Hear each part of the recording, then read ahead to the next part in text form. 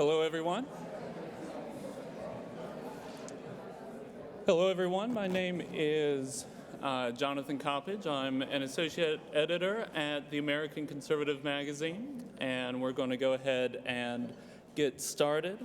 I want to thank you all for coming out and welcome you on behalf of the magazine. This is the culmination of a year-long project that we have been working on and hope to continue working on, devoted to building bridges between conservatives and the new urbanism. And I've been very fortunate to be able to be a part of that and to see both sides really come together in a lot of positive ways of seeing the common ground that they hold. I should, at the forefront, thank the Richard H. Driehaus Foundation for their support of our New Urbanism initiative. They are the ones who have made this possible, and they're the ones who have brought us here today. And so I just want to start by saying that I have been very fortunate to work for the only national political magazine that I can think of that consciously and intentionally took time out from discussing things like Congress, the White House, wars, peace, minor details like that, and devoted its resources to studying home, place, neighborhoods, the new urbanism, and seeing this as really one of the most important issues facing the country, because this is what will determine what our grandchildren live in, how we live. This is how we live, and the structures, the built environment conditions the very nature of our civic enterprise. And so when we started this, we didn't know how things would go. We launched the blog in July and then summarily started running regular print articles in our print magazine. And we weren't sure if we were going to be speaking into the wind or if there might be some people out there for whom this was welcome information, welcome knowledge, welcome discussion. And it blew us away. From the very beginning, I've been blown away by how many people reached out as soon as we started, as soon as we said we're going to be writing about conservatism and the new urbanism, conservatives and new urbanism, neighborhood design, community building, mixed-use development, main streets, resuscitating main streets. People started writing in from Washington, D.C. I've heard from people on congressional staffs. I've heard from people at think tanks and conservative right-wing outlets who are saying, this is great.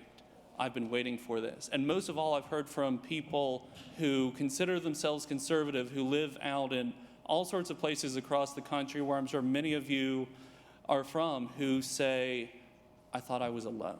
That was the biggest thing that I heard, is I thought I was alone, of being a conservative who just wondered, why can't I have a main street? Why do I have to live in this subdevelopment, and why can't we build positive traditional neighborhoods where I live?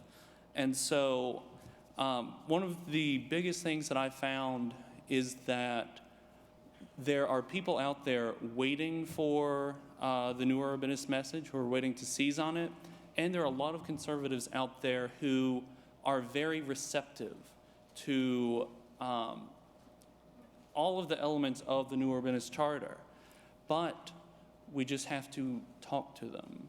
I heard from someone last night who was talking about reading the work that we've been doing at the American Conservative and realizing they didn't realize that the suburban model was the product of significant choices and wide federal interventions. They felt like they had been duped to know that the main streets that they always liked had been taken from them in a way by choices made 50 years before, and that the traditional development of 100 years before that they loved was much harder or was illegal. And so what we have been working on is trying to get that message out, is trying to connect conservatives with wherever they may be, whether they're in Washington, whether they're in Wyoming, connect them with the work that you at CNU have been doing, as well as to hopefully bring to those here some understanding of just why conservatives are interested in this, why this is appealing, and why we see this as an essential outgrowth of our enterprise. And so we have a wonderful panel here today. Andres Duany needs no introduction. Charles Marohn has been doing amazing work at Strong Towns, including publishing in our magazine. And Benjamin Schwarz, our national editor, wrote the cover story that most of you should have found on your chair when you came in, which was an excellent look at just how destructive bad urbanism can be to the working class in Britain, as just a highlighted example of what bad urbanism can do to community. And so with that, I want to thank you for joining us, and we're going to have a lively discussion, and I want to hand the reins over to Andres. We had a change in the batting line. I'm going to go first. All right. Let me introduce TAC National Editor Ben Schwarz. Okay.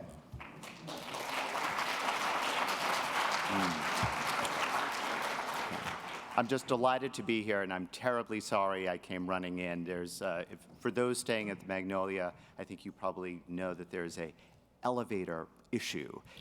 I was standing waiting on the 19th floor for 14 minutes, but here I am now. And I have to just say it's great to be here, and I met Chuck earlier, and meeting Andres Duany, I have been an admirer of his from afar for years. I don't think, just as sort of Homer has to have his wine dark sea and the rosy-fingered dawn, I can't think of Andres Duany without urbane and charming before the description. So I'm just delighted to finally meet him. It's but you know, I thought I would make just a little bit of trouble, but I do this with great humility, because I'm going to talk about a problem that I've identified that I think all of you have solutions to that I haven't discerned. And I'll start by making clear that this problem has nothing to do with kind of the reality of new urbanism, and it has absolutely nothing to do with kind of the residential, with new urbanism as it concerns purely residential areas. But this is a problem that I'm a little uncomfortable with what is defined as sort of new urbanist places in the commercial aspects of new urbanist places. So, and since the subject of this panel is placemaking, I thought it would be a good time for me to share this problem that I've identified with you.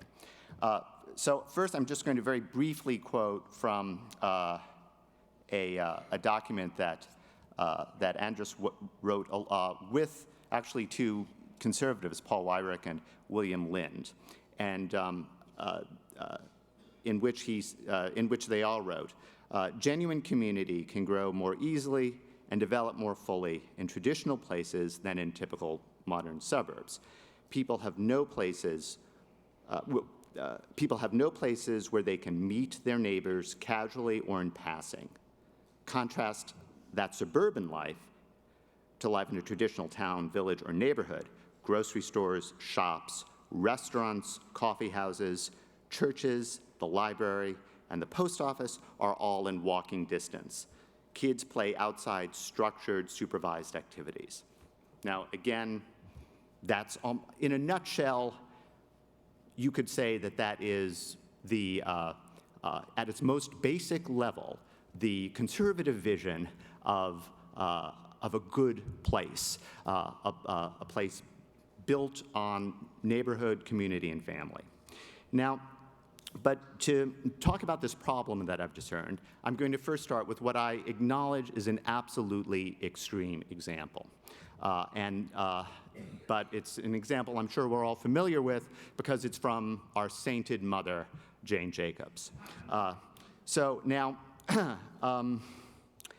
This is again, I want to remind you, I'm only talking about sort of the commercial aspects of what is understood to be sort of new urbanist places, purely commercial.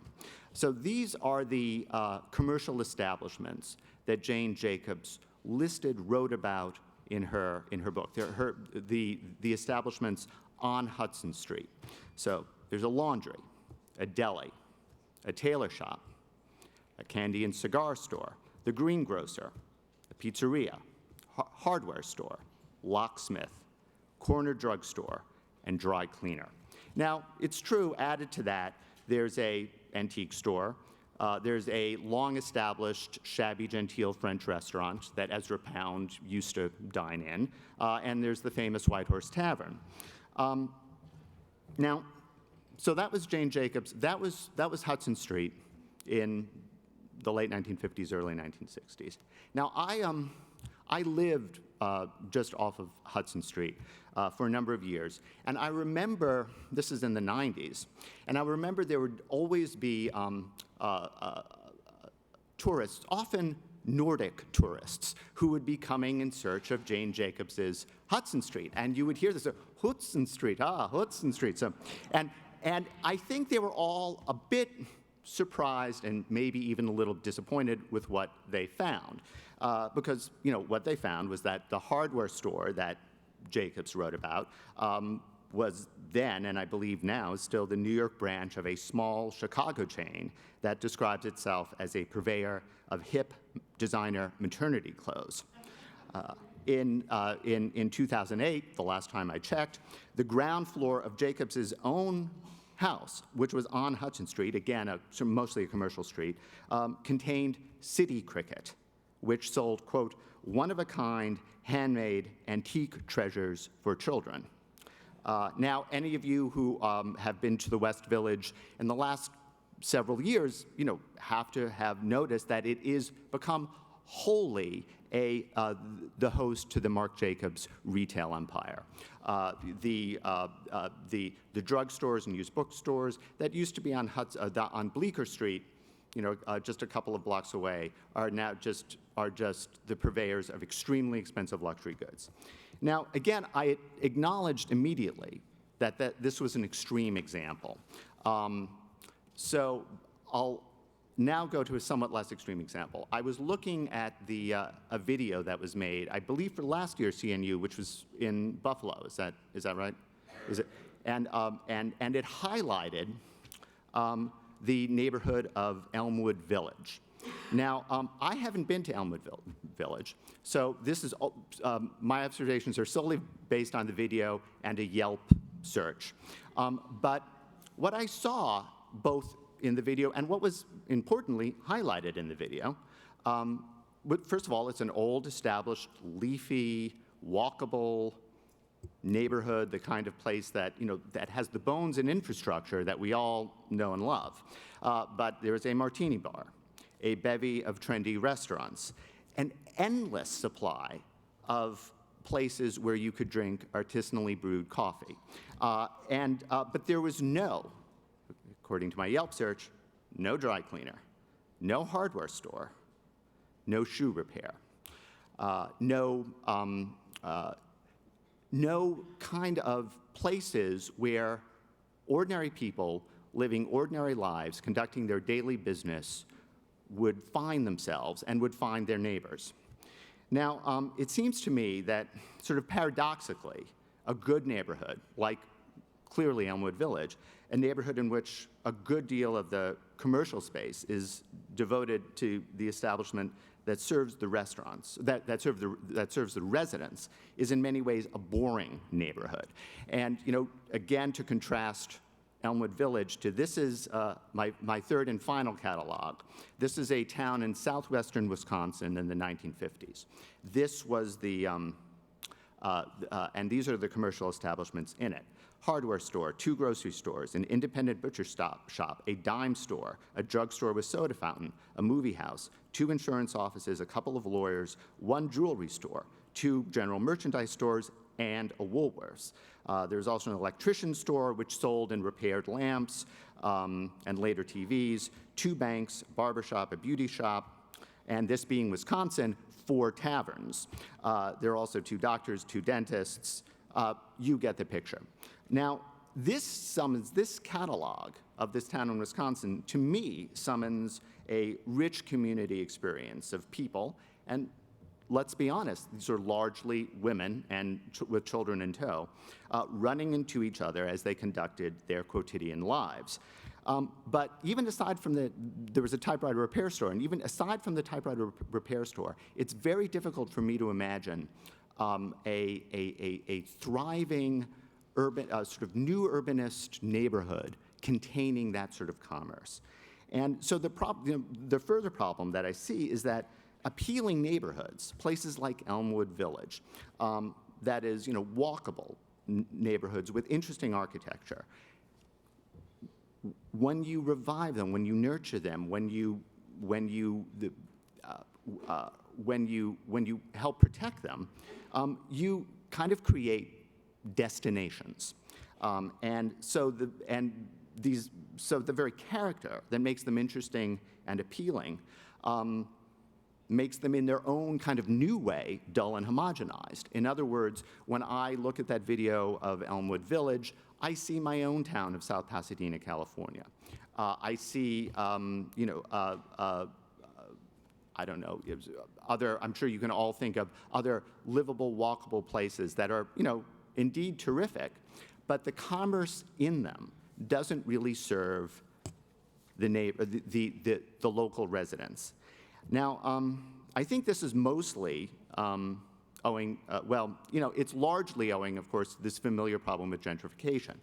Rising rents, once a place becomes appealing and interesting, the rising rents make it impossible, for the mom and pop stores to survive. But it's also obviously related to just the way the middle class lives now. It's very, very difficult to get people to shop at a local hardware store when there is the, just endless variety of Home Depot down the interstate.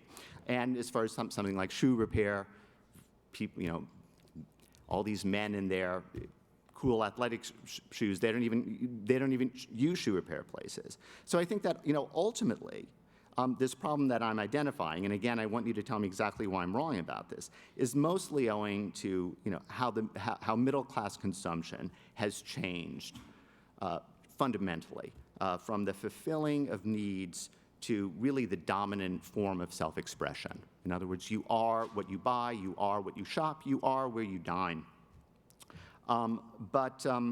This leaves neighborhoods wanting. So even to quote sort of the last part of that passage that I began with, this idea of sort of children playing in non-structured activities. I live in a community where it would be unbelievably easy for children to play in non-structured activities. And when we moved there, we just sort of let our son out on the street and said, go play non-structured activities.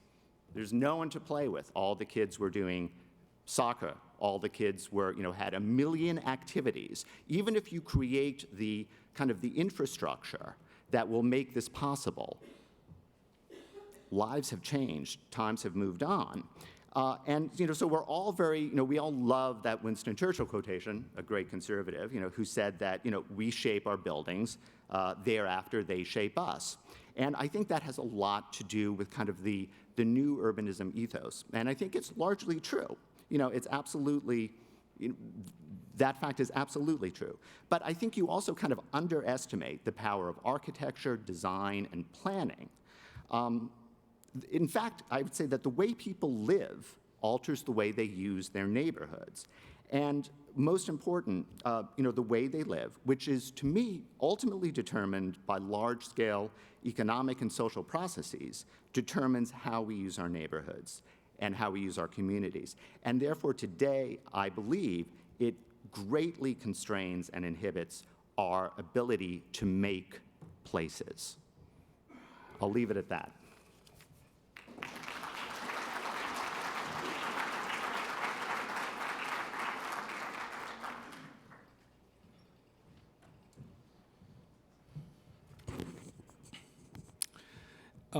This topic is, I'm going to act as if I can clarify a situation which is, bear with me in other words, which is intrinsically confusing. And the reason the situation is confusing is that most people are confused. It's not we who are confused. It's not you who are confused, it's the people who are confused.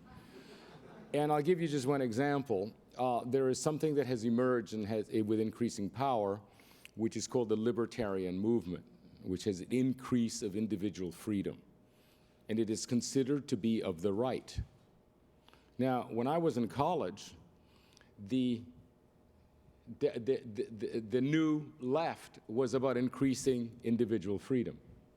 We wanted the freedom to say what we wanted. We wanted the freedom to have sex with whomever we wanted. We wanted the freedom to smoke whatever we wanted. We wanted the freedom to be told, or we wanted the freedom to decide what to be taught. And I've always asked, I said, you know, when I was young and in college, individual freedom was of the left, and now it appears to be of the right. Could somebody explain to me, was I asleep when that switch took place? And no one has explained that in a satisfactory way. So I think in a lot of people's minds, things are gummed up. And you really almost have to know whether you're speaking, what individual you're speaking to, and adjust accordingly. You have to probe a little bit. Like, what's the haircut like? Do the jeans have a brand or not?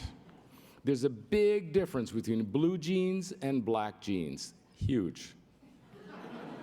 Okay? There is a piano wire tension in this situation. And so whatever I say, you still need to do a little sort of evidence gathering before you open your mouth to make a statement. So let's get past that and try to clarify this. A very long time ago, when I was first delivering that lecture that you saw yesterday, which had mildew on it, literally, I wasn't as clever about its framing. I would just give the lecture. I mean, these were the slides, and this is what you said. I've since learned to nuance to my audience, but at the time I didn't. And this was easily 20, 25 years ago. And there was a certain week that I'll never forget that I spoke in Chico, California, where the University of, Chico State is. And it became slowly obvious to me that it was a very left-wing place, particularly when there were men with beards wearing skirts and all sorts of disorienting things. And I didn't know what to do except give my lecture, and my lecture was loved by everybody there. They loved it. It was cheering, you know, they loved it. And not 2 days later, I was in Maine speaking to another group, and it turns out, and I didn't know, that it was almost entirely retired admirals and CIA.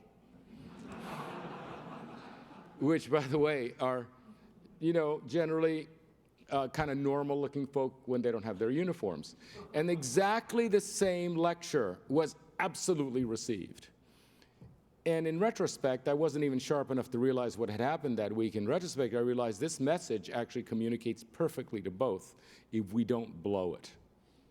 And I think fundamentally that that's one way to do it, is to just say, you speak of community, speak of what we know, don't load it up, don't nuance it, and it'll generally work. That still does, okay? Because we're talking about the natural human habitat. Fathers and sons and mothers and daughters and grandparents will understand what we're talking about, as will the rich and the poor. They'll just understand that because it's the human habitat. But it has, in fact, been taken over by one or another side.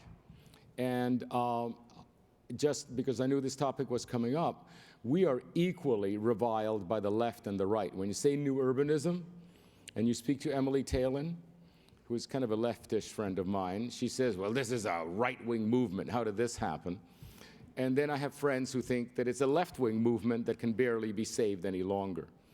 And I think that there's a kind of, you know, it can actually, it's like the shmoo, if you're old enough to know it, it actually will turn into any kind of food that you want that day. It's generic, environmental, human habitat. What do you want to do today? You know, there are coffee people and there are beer people, and they really don't even like each other, okay? And so the way we solve it is by actually having beer houses and coffee houses. We really do that. And actually don't try to not mix them, because the beer is really bad in a place that sells coffee and vice versa. And so the new urbanist resolution is, yes, we'll have a coffee place and we'll have a beer place, and then can we just go home? That's the new urbanist resolution. There is Dan Carey taught me a lot. Dan Carey, who died last year, we were very sorry to see him go. And he taught me, he says, all we have to do is level the playing field so that people can choose. And he was in a county that actually was quite a right-wing county, St. Lucie County in Florida, where there's a lot of Tea Party. And he says, just level the playing field, and the market will operate. Don't impose new urbanism, just don't make it harder. And we will get between 30 and 60% of the market will be new urbanists. Just let it be. But what we, in fact, the new urbanists are fighting for is to level the playing field. We're not allowed to actually make the roads, the new urbanist roads. We're not allowed to plant trees a certain way. We're not allowed to make housing with short setbacks. And in a way, the message today, and I could stop, is just only attempt to level the playing field to let the market operate, and the win would be enormous. We don't even want more than 60% because we don't like the 40% that doesn't want to live with us. We actually, if we met them, we wouldn't like them. Just let them have the 3-car garage in front, and the world could really be a marvelous place. So we could actually, and I would say we should really still stick to that. Whenever I hear of a charrette that went wrong or a person that has a bad reputation that's a new urbanist, is because they're trying to impose, their higher morality, and it always crashes. And if you look at one of our really sophisticated instruments, which is the smart code, it has at every level, at the regional level, at the level of the neighborhood or not, at the level of the building or not, it has an out. You can always out. You don't have to live in a walkable, diverse community. There's always a way out. And what I find with the smart codes that for me don't work are the ones who eliminate the out. Say, thou shalt always have good signage. Thou shalt always, be able to be within a neighborhood structure and so forth. And these are the ones that have a very difficult time getting past and have a very difficult time surviving even after they're passed. And they generally give a bad reputation to the planners who are supposed to be listening, but in fact are imposing. So, if you leave the smart code alone with all the various ways out, and everybody should know very well what they are between districts and B-grid and all that. You can actually, yes, you can sometimes when you're a mother and you don't want to unstrap your child, you may want to go to the drive-through. It isn't always that you want to have sociability. The kid's a pain in the ass, and you can't leave him in the car to boil. Have you heard about that? Have you ever unstrapped a child? It kills your coffee quarter hour. So we basically level the playing field, and that would be very helpful. And Dan taught me that. And what the smart code does, it doesn't ban anything, it allocates it. Because I think you can make the argument that kind of garage in front is bad for a walkable community. So we're not going to mix front garages with T5, right? There are things that don't mix. So what the Transect does is it allocates. It says, and I'll give you the example, I'll never forget, in Birmingham, Michigan, a lady gets up and says, we want dark sky. You remember there was a time when that was the environmental solution to the world. If we don't shine our lights up, the birds will survive, and therefore, climate change, whatever, will stop. Everything's concatenated. But there's a great belief system in dark sky. And then they were saying all the kids are driving to downtown Detroit to have a good time. Well, they're driving to downtown Detroit because there's no street life at night. There's no nightlife in Birmingham, Michigan. At the time, there wasn't, right? And you can't have a nightlife unless you have night lighting, right? So at the same time, virtually the same person was saying, I want dark sky, and I want the kids to stay home, and you can't do both. What you do is you say, that part over there where you live in a house is, you have a dark sky fine, it's beautiful, the stars and so forth. And over here, you're as bright as daylight. And by the way, the noise ordinance is different. Yes, you shut off music at 8 o'clock here and at 2 o'clock here. And any single solution is always what gets us in trouble. And as soon as you allocate, you're considered really quite a wise person. And all you're done is actually listening and saying there's a place for both. So there's that technology, okay? And there's even something that happened that is incredibly valuable. There is an association of new urbanism, okay, with a kind of right-wing situation. And there is an association with smart growth as a left-wing situation, an association. There's a reason for that. The new urbanism grew out of for-profit development. The first presentations were Robert Davis explaining to other developers how he made so much money, right? And you know, people actually will pay more for a walkable community, particularly per square foot. They'll live in a smaller lot. And the new urbanism was actually the extension, the projection of Robert Davis giving tours and eventually giving little seminars at the Seaside Institute and finally saying, let's just decant this to a bigger thing. But there was, the genetic material was actually private sector. We do this because it makes money. And then Governor Glendening came up with smart growth, which actually was initiated by the government. It was policy-oriented. This isn't going to completely do its job unless policy is written that enables it. And so smart growth actually has those associations. I use both depending on where I am. There are entire places in this world, and when I work in California, I don't say new urbanism. I say smart growth. And when I work in Texas, I never say smart growth, I say new urbanism. So I urge you, since they're both essentially the same thing, we have two brands, like could we, you know, we got Diet Coke and Coke One. And Coke One tastes like Pepsi Diet, so we control the market, like go with it. You know, just find out whether you're in a smart growth or a new urbanism thing, and at least that gets a lot of problems off your back. You know, and that happens in academia too. So that's actually a very easy technique. Now, because there's piano wire tension with certain words, you actually have to be careful. Like, for example, it turns out that rights is now associated with the left, I am told. Because, of course, there's gun rights, but I don't know. But rights is associated with the left and responsibility with the right. You know, it isn't just rights. Everybody wants rights to housing and rights to this and rights to that. It's actually responsibility. It's actually both. You have rights and responsibility. But I remember I actually worked in the master plan for Havana, and they just took to rights perfectly. You know, well, we got rights. We got rights to housing. You know, we got rights to this. And they said something very interesting. They said we have a right to a nightlife. Which is interesting because they're not interested, the government is not interested in the Cubans having a nightlife.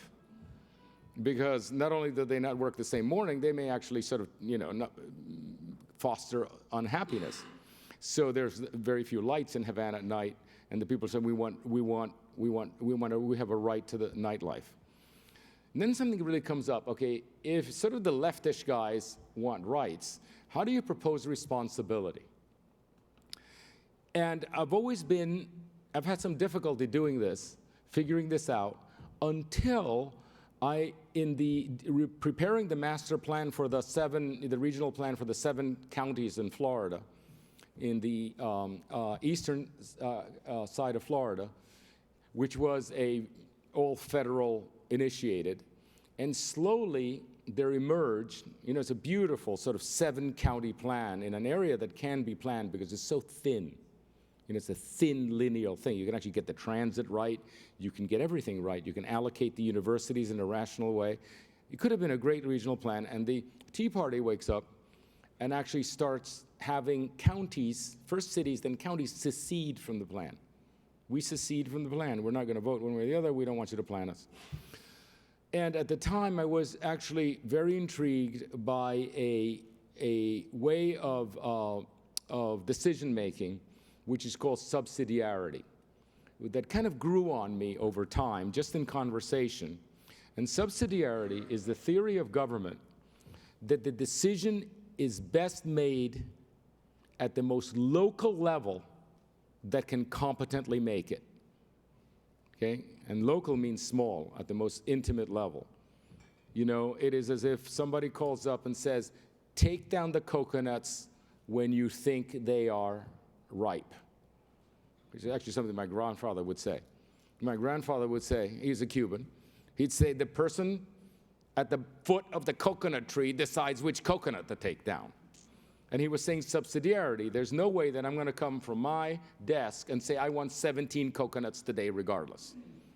Right? So that was subsidiarity, the foot of the coconut tree.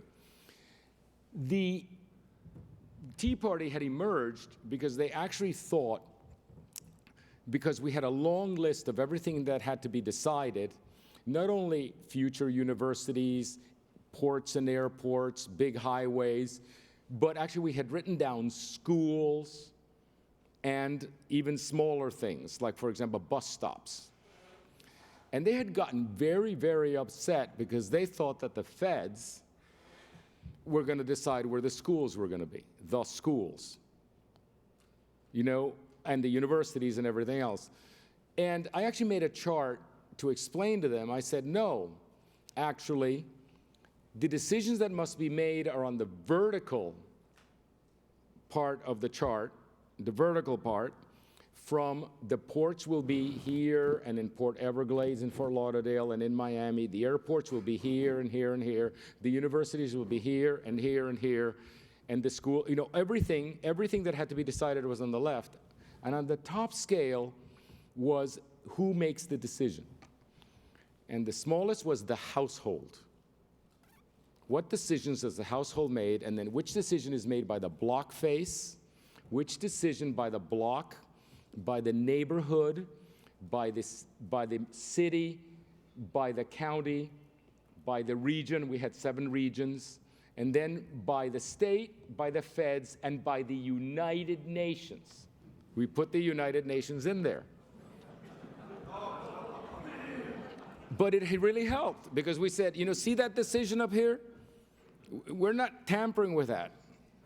This is what we're doing. We're only deciding. And by the way, you can see that the schools are decided by the municipality. The universities are decided by the state. Parking policy is decided by the neighborhood. The maintenance of the trees is decided by the block face.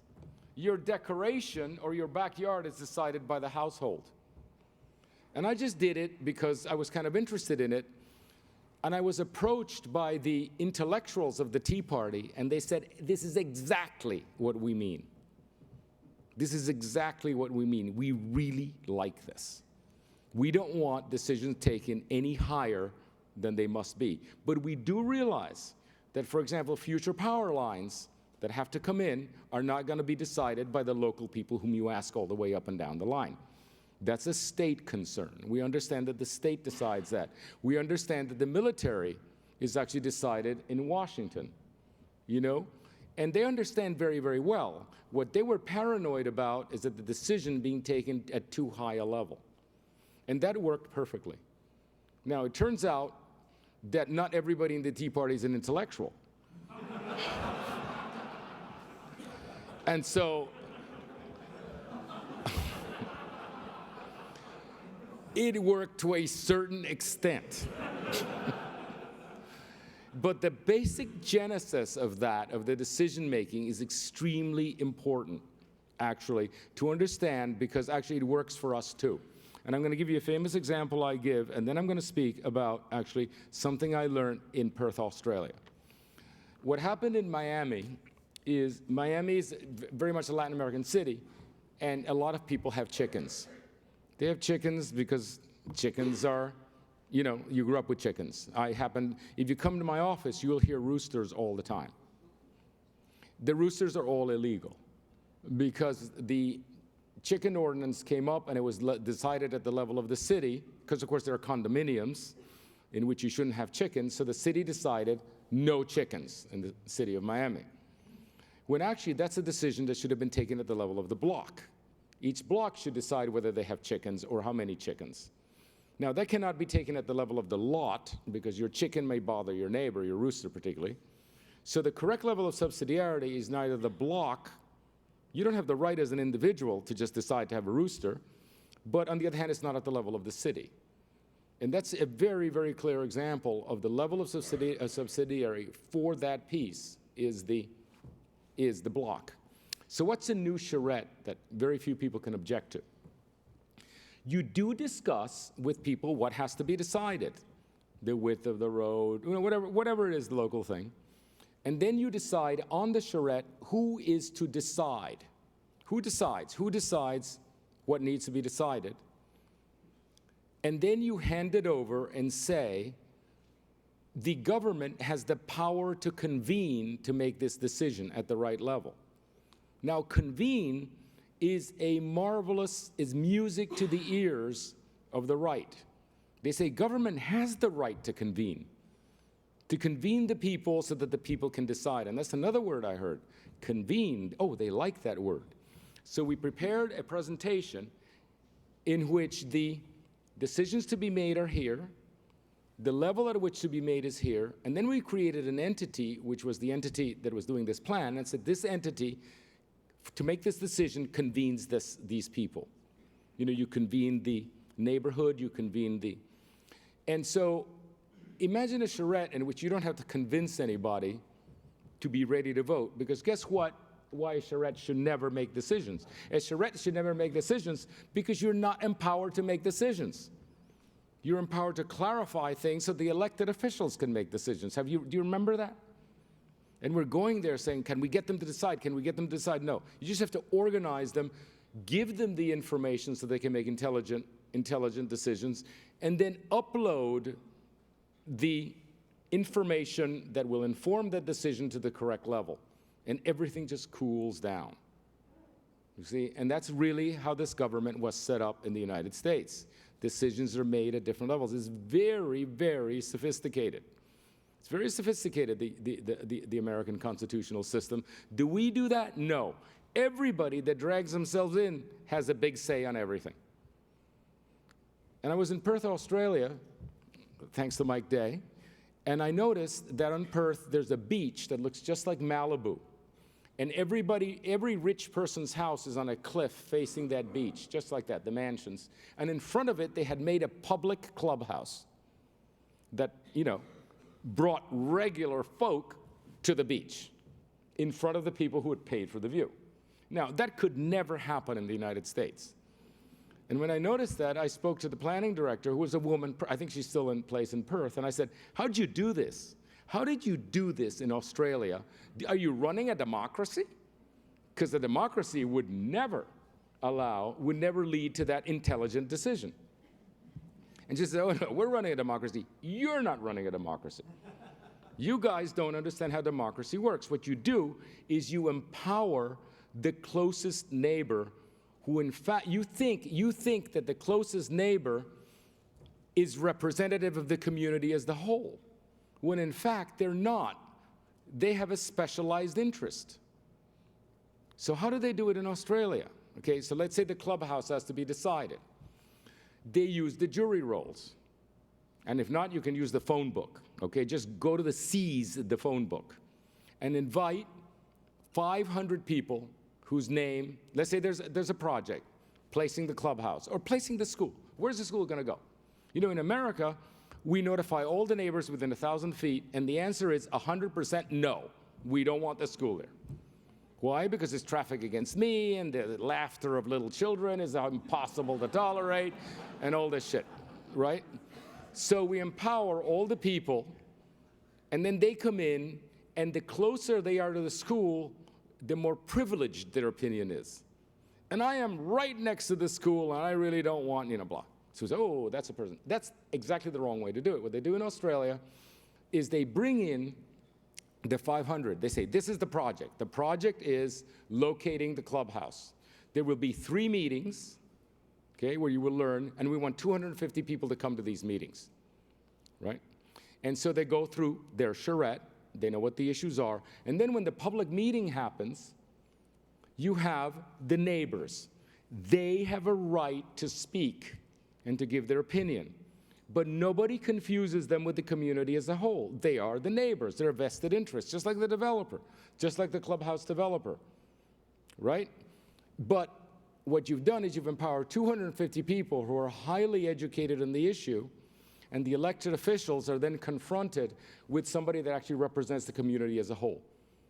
So they actually have a plausible saying, yes, I know you're the neighbor, and I know why you say that, but the community as a whole feels that the clubhouse should be there, or the schoolhouse. And that's how democracy works, you know? And all a democracy needs is not a great number of people, it needs a random sample. So because I had a charrette that 1,000 people came, like 1,000 neighbors came, it's a tainted sample. Okay? You can have 200 people or 50 people.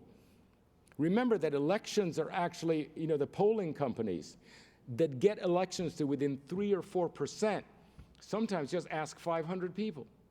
What they're very careful about is not the number of people, but that it's an untainted sample. It's a general sample. So insofar as we do charrettes and we want a plausible answer that doesn't sort of break our faith in democracy, we need to be much more careful about actually getting untainted samples represented, the community as a whole. And that's from Australia. That's actually active. And I think we need to take charrettes to the next level, in which they become easier. And actually, even when the decision goes against you, which so often does, when it goes against you in America, we think democracy doesn't work. The whole thing is stupid, democracy doesn't work, we can't get our power lines in, the Chinese are gonna take over because we can't even build a road anymore. And we lose faith in democracy when in fact we're not running a democracy, we're inciting mobs. And that is a problem of the new urbanism. We invented this system that now incites and empowers mob behavior. And I think it's up to us to do it, and this is very integral to a kind of cynicism that says that government doesn't work. So these are things to bear in mind. We know about top-down, we know about bottom-up, we know about the charter, we know about process. You know, we have a lot of things in balance, but every once in a while, like good health, we need to rebalance again. And whenever we lose the right, whenever we lose the left, you know, which we have at times like the new urbanism was wholly owned by Berkeley, California. And then it became wholly owned by, the southern white people. You know what I mean? Like, it's wholly owned, it's a wholly owned organization. It's not that, and it does happen. It does tend to become southeast, it does tend to become at different times. Whenever that happens, we all have to work together. Even if we're from the Southwest, we have to work together to rebalance it, to take the thing into equilibrium. So whenever we hear that the Tea Party's unhappy, it's not like they're idiots. We said, they're not gonna go away. We just have to sort of get the equilibrium back. And that's really, and so it remains alive in response to a society that constantly changes. Thanks.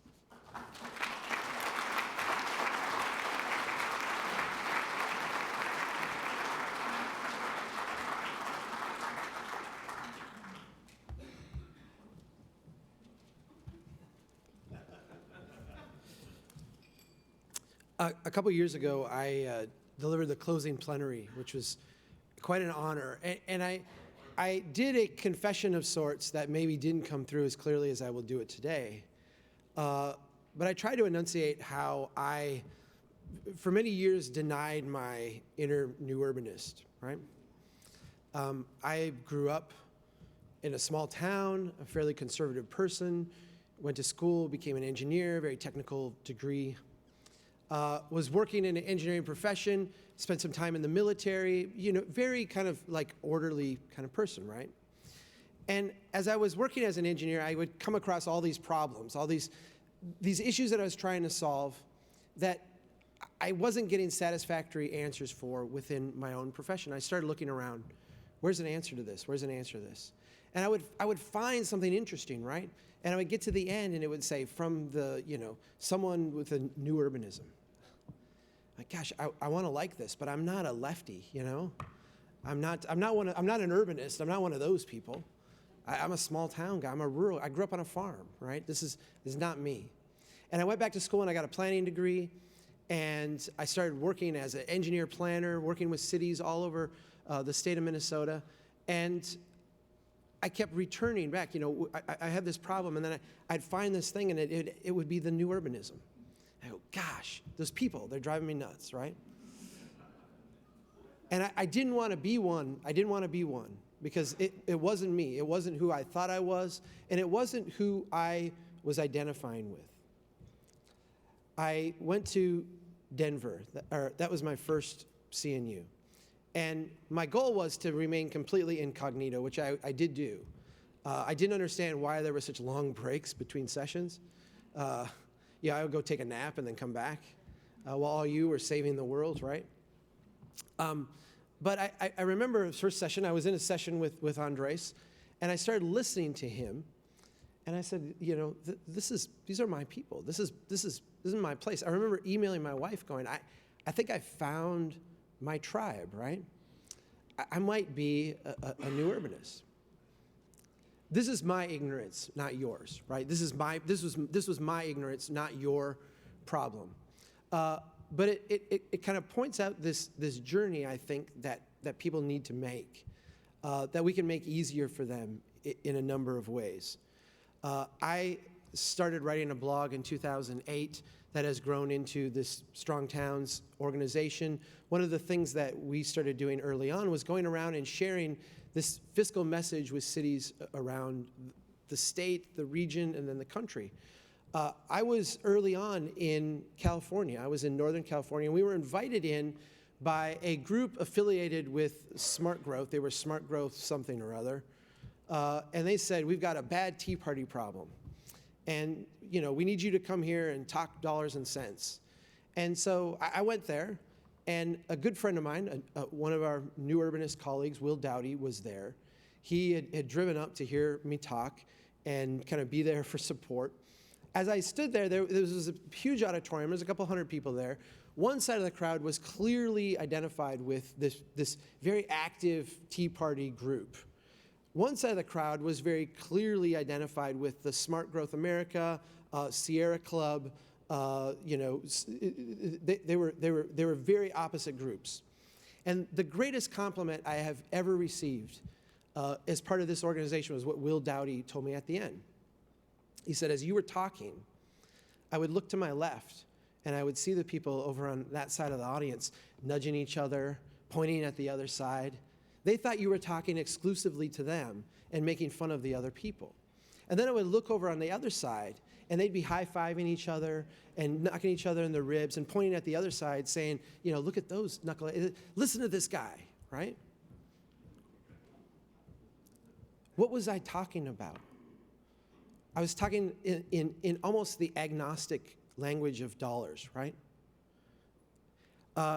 As we go around and communicate this message, and I've learned a lot from my good friend Joe Minicozy. Joe and I probably have never voted for the same presidential candidate in any election. Yet when we sit down and talk about this stuff, we never have a serious disagreement of any sort, right? When we line up the numbers in a community and present them and say, look, here's what your policies have produced. Here's the outcome of your policies. This is why, and this is the fundamental question I set out to solve with Strong Towns to answer, was why are our cities broke? Why, even in places where we've had robust growth, in a country where we have been the most successful economic engine for decades, why are our local governments just incapable of doing basic things, fixing a sidewalk, maintaining a street, keeping a roof from leaking on a building, right? I worked with governments. It's not because we're incompetent. It's not because government is stupid or lazy. It's not because they are, you know, just love to spend. It's because we have a bad model, right? We have a broken economic model. We have cities that we work with now today.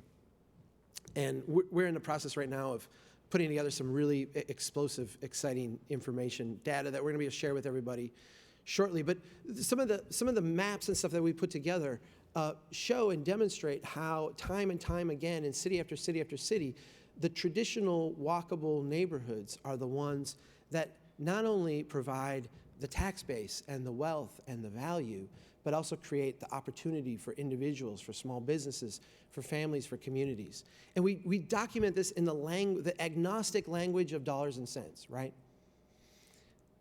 The further we go out from those core neighborhoods, the more negative that return gets. To the extent that when we go to a city like Memphis, Tennessee, we can show the mayor of this great city who is struggling mightily to help disenfranchised neighborhoods, which in Memphis, there are neighborhoods where it's a viable business model to drive to Walmart, buy toilet paper, and fill up your trunk and drive back to the neighborhood and sell it, right? Because there's no place to go to buy basic essentials. And we show how these neighborhoods are actually subsidizing the affluent neighborhoods out on the edge with the big lots and the big garages and all the fancy suburban accoutrements. When we can start having this conversation, we can not only then proceed beyond the dollars and cents, but we can start to talk about the traditions that we have. The tradition of building great places that was not something that people did before the automobile. It was not something that people did back in the early 1900s. This was something that people did for thousands and thousands of years. And the things that conservatives celebrate over and over, whether it's family connections, community connections, religious institutions, small business growth, entrepreneurial opportunity, all those things were things that were birthed in this traditional development pattern. They were all things that grew up and evolved out of this way of building that we perfected over thousands and thousands of years. When we start with the numbers, we can tie it to tradition, and then we can tie it to people. Because at the end of the day, the common language, and I'll use Joe as an example again, seriously, I think, you've taken me to places, and I'm like, these are nice people, but these aren't my people, and you're like, oh, these are my people. This is crazy to me. But when we start talking about individuals, right? When we start talking about families, and we start talking about people, and we start talking about opportunity and communities, it crosses over all of those boundaries. Those boundaries that, and in many ways, the politicians in Washington, the corporations, the people on Wall Street, the unions, whoever it is your boogeyman, would like to use to separate us from each other, right? When we get down to the local level.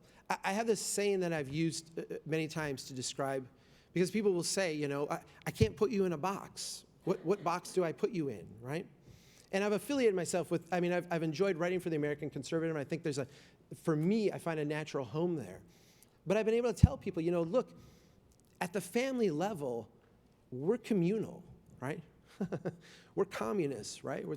I don't make my daughter, work a certain number of hours a week to have dinner, right? We take care of each other. And at the block level, it's less communal, but it's still pretty communal, right? If my neighbor needs some help, I'm there to help him, right? At the neighborhood level, it's slightly less communal, but we're still there for each other. At the city level, the state level, and finally the federal level, it gets to where I'm a fairly hands-off guy, right? It's a little bit the subsidiarity thing, but it's a little bit more than that, right? It's a little bit more than that. I think it's okay for us to intellectually be a little bit flexible on that. And I push back against the notion that if you are a limited government person in Washington, D.C., you must be an absolutely limited government person at the block level. And if you are a communal person at the block level, if you're going to be consistent, you have to be a communal person at the federal level. I completely dismiss that notion. We have created in our development pattern what my friend Ian Rasmussen calls a bad party. And if you have heard this analogy before, allow me to tell the people that haven't. Ian is a party guy. He likes to throw big parties. He likes to go to big parties. Ian's analogy is this: if you throw a party and everybody who shows up brings more alcohol, more food than they eat and drink, what do you do to your party? You open the door as wide as you can, right? You invite as many people as possible, because everybody who shows up makes the party just a little bit better. When you have a party and everybody who shows up drinks more alcohol and eats more food than they bring to the party, what do? You just stop, you shut the door, right? You don't let anybody else in. Because everybody who shows up makes the party just a little bit worse. The traditional development pattern is by its nature a good party. It's a good party. And we look back, and I think sometimes we're guilty, in the new urbanism, I'm certainly guilty of looking back with, nostalgia on the way things used to be. If we're honest with ourselves, we understand that these places had problems, right? Sewage wasn't always great, right? Water systems weren't wonderful, garbage, all this stuff, we can't overlook that, right? There was a natural progression, though, for getting better. In my early days as an engineer, I worked on many projects where we were going into communities that didn't have good sewage treatment systems, didn't have good water systems, and we were building these things. And there was a part of me that said, this is exactly what we should be. We're improving people's lives, we're improving public health, we're making investments in their future, and this is wonderful. What we've found now is that this approach, the idea that as affluent Americans, we go out and we try to, from a centralized standpoint, solve every problem in every neighborhood. Everybody has a paved street. Everybody has a sidewalk. Everybody has a complete street now, right? Everybody has sewer and water. We've got a great library. We've got a great, fire department, police station. We've got all this. And when we step back and we find that we've created this bad party, where not only does nobody want any more growth at all, period, because everybody who shows up makes our party worse. Just costs us more money, more congestion, more everything else. But we have to another step back and realize that we have built a pattern that doesn't pay for itself. And I'm not talking kind of doesn't pay for itself. I'm talking about catastrophically doesn't pay for itself. As in, our cities need to, over the next generation, and will, by just force of economics, contract by 50, 60, 70% of their land area. The good party is one where the next person who shows up means we get to do more, right? So we start a development in a little neighborhood, a few people more show up, and wow, we can have a fire brigade, right? A few more people show up, and we can afford a library. And a few more people show up, and we can afford to pave the street. And a few more people show up, and a few more people show up. And so our combined progress counts on us attracting and building and growing and working together. That's a good party. And that's what we used to have. That's what the traditional development pattern was. I think our challenge right now is going to be finding a way, as our current economic system dissolves away, an economic system based around building this insolvent version of America goes away, and we switch to an economic model based on building a more solvent, stronger, healthier version of America. How do we do that in a way that keeps that tradition, keeps those values, and doesn't leave people behind? I look at places like Ferguson, and I wrote about this last year in a piece that got passed around a lot, as the eventual outcome of us fighting the bad party, right? Things start to decline a little bit. Who leaves? The affluent, right? And as things decline a little bit more, who leaves? The next tier of affluent. And what does the city do to react? Well, they go borrow money and build new stuff, right? Build more infrastructure, build big, things to try to attract people, right? Our model of growth now is build it and they will come, right? So we borrow money and we go out and build it. And we know it's just going to turn around, right? We just got to do the things. We go get a federal grant. We go get a state grant. We try to make things happen. And what we wind up with at the end of the day is a city that spent $800,000 on interest on their debt last year. Well, they spent $25,000 on sidewalk maintenance. There's no way to fix that problem. And so to me, the challenge of this generation, the challenge that we face is how do we, as we shift to this new economic model, embrace not only conservative principles, but I think in many ways American principles, so that cities are not homes for, the blue part of America and the red part of America lives over here, and we're just fighting over how quickly one fails, right? But how do we embrace this kind of broad vision of what America is so that our cities become places for everybody? So thank you.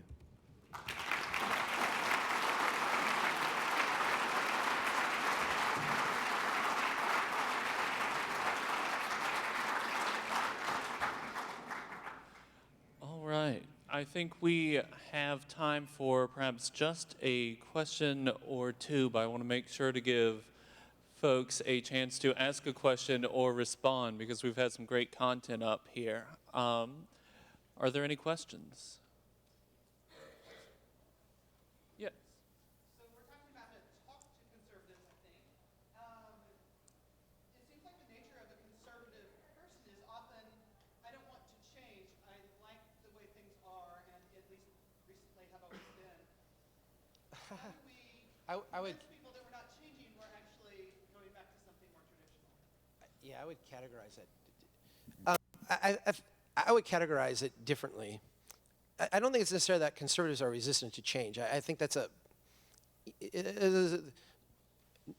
no offense, I'm going to push back slightly. I think that's a lazy way to describe it. I would say I think conservatives look to the past with humility and say, people understood things. What's my hubris to think I know better, right? There's a lot that we can learn from the past. And I think, especially when we're talking about urbanism, one of the problems that we've had is that we're so full of hubris, right? We always have the answer, urban renewal. Planners should have to go once a year to an urban renewal site and lay a wreath and give an apology, right? They should have to. Because, yeah. So, to me, I think, part of having this conversation is developing a healthy humility, particularly as we look at the past. One way to look at it is when people don't want growth or change, that's actually a rational position. Yeah. And one of the things you have to say is, I understand that the last half of the 20th century has been really tough on your city. It's gotten more traffic, less loss of nature, et cetera, and you begin from there. And then you say, well, basically you have to explain why that happened and then say, we are not like that. We're part of the solution, not part of the problem. But I think we must initiate by acknowledging that the fear of change is actually warranted, that it's not stupid or irrational or ill-informed. It's a rational response to what's happened to people. And I would just say that the second half of your question is very well grounded, of pointing out to people who are resistant to a bunch of changes that to say, this is the way we used to do things. This is the way our grandparents built things. This is the way we lived. And I found that to be very successful in talking to conservatives and some of the work that I've done at the magazine and on the blog of pointing out these examples. And people will approach me and go, all right, I don't know about this. I'm still a commuter. I still drive 40 miles, each way a day. But you're getting me thinking, and that's where I think we can start. Yeah. Mr. Schwarz, in his opening talk, sort of asked the new urbanist practitioners on the panel, what's up with the hipster joints where we need full services? Do you guys want to take a moment to respond to that? Because that'd be very interesting to hear what your response is. There is one thing that it's taken me an incredibly long time to notice. But the young people do not show up to the charrettes, the public process. And whenever one does show up and they actually speak, they sound very different. It's almost always a yes within an ocean of no. And that's remarkable, but it's also remarkable how the older folks stand back and say, whoa, wisdom has spoken, as if they instinctively knew that in our field, it is about the future. And that actually the people who are saying no, no, no, actually it's not for them. And I've actually taken to reminding the people who say no that it's not for them. That this is a project that will actually, often take as much as a quarter century to work as we envision. Sure, we'll begin next year and so forth, but, this described better situation may easily take a generation or two.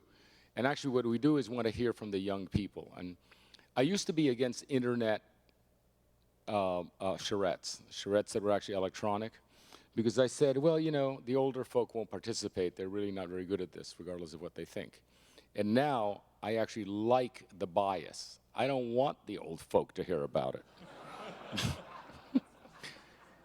And now, rather than diversity, for me, diversity in a charrette is not, you know, the poor and the rich and the white and the black and the Hispanics and all this and all. No, for me, diversity is youth.